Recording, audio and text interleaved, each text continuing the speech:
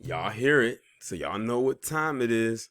And I think this right here might be the finale to the Dave Chappelle saga. And ironically, it ends on part 10. And what a perfect way to end it off on a very high note and a very triple P like note. Who would have thought that this is how it would end? So, in this picture, you see two people. The one on the right name is Tara Field, and the one on the left name is B. Pagels Minor. And these were the two right here that were practically leading the charge with the Dave Chappelle situation with the closer and Netflix. Well, I am proud to announce that both of them lose because they have both voluntarily withdrawn their unfair label practice charge against the company. And the one on the right, which is one of the main reasons why I'm doing this, resigned from their position after everything they have put this company through and everyone else as it pertains to this situation and blowing it up and turning it into something more than what it needed to be.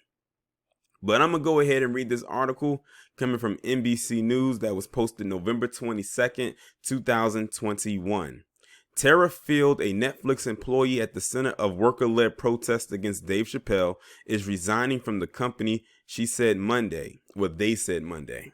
Field and their former colleague B. Pagels Minor are also withdrawing an unfair label practice charge they filed against the streaming giant in late October. In the charge, the employees accused Netflix of retaliating against them for organizing a company-wide walkout over Chappelle's Netflix special, The Closer, which trans workers and allies said included transphobic and homophobic content. My clients have resolved their differences with Netflix and will be voluntarily withdrawing their NLRB charge, Lori Burgess, a labor lawyer representing Pagels Minor and Field, said. She declined to elaborate. Something tells me they didn't get much out of the deal either. And rightfully so.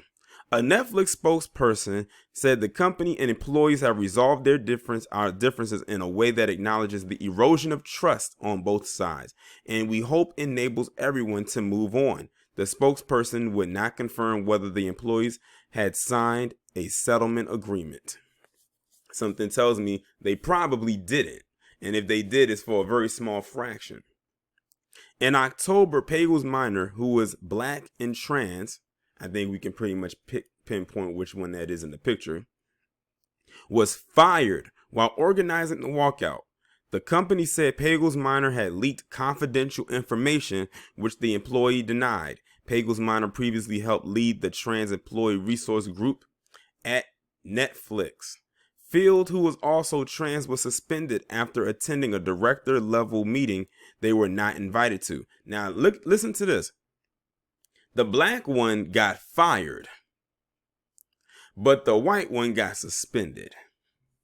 I wonder, did the white one try to help the black one get their job back? Let me continue. They were subsequently reinstated after Netflix found no ill intent in their actions. Prior to their suspension, Field posted a viral tweet thread about the special, which they said attacks the trans community and the very validity of transness. And they left the tweet, I resigned from Netflix yesterday. You can read my resignation letter below. I will pass. I'm not happy that this is how things turned out. I think the rest of us on the outside looking in are. But some from within probably are happy as well. But I do think this outcome is the best for all parties involved. In other words, this person is giving the very political response. This is not what they really wanted to say. Field is now voluntarily resigning from the company. This isn't how I thought things would end, but I'm relieved to have closure, they said in the resignation letter. Shortly after B was fired for something I did not and do not believe they did, I made a decision, sink or swim. I was going to walk side by side with B as they had for so many of us while they led the trans ERG, referring to the company's employee resource group. The employee-led protest against Netflix and Chappelle sparked a national conversation about the line between commentary and hate speech. Netflix co-CEO Ted Sarandos said he didn't believe Chappelle's stand-up crossed the line. He also said, "We have a strong belief that content on screen doesn't directly translate to real world harm." He later walked back the statement, admitting that he had screwed up. And I had said I hope that him making that comment did not ruin what was going on over there, but apparently it did not. So all's well that ends well when it comes to this situation. I don't feel not a damn thing for either one of these two people in this picture. They both played a part in this, and they both will suffer the consequences. Of course, the black one faced a little bit more because they were the ones that was fired. They said they suspended the other one, but then reinstated them. So to the people who are in the academy who are black, y'all should be more mad at the fact that you're someone who looks like you in this academy got the brutal side of this compared to their white counterpart. And like I said, I bet you the white one did not fight to get this one their job back after they got reinstated.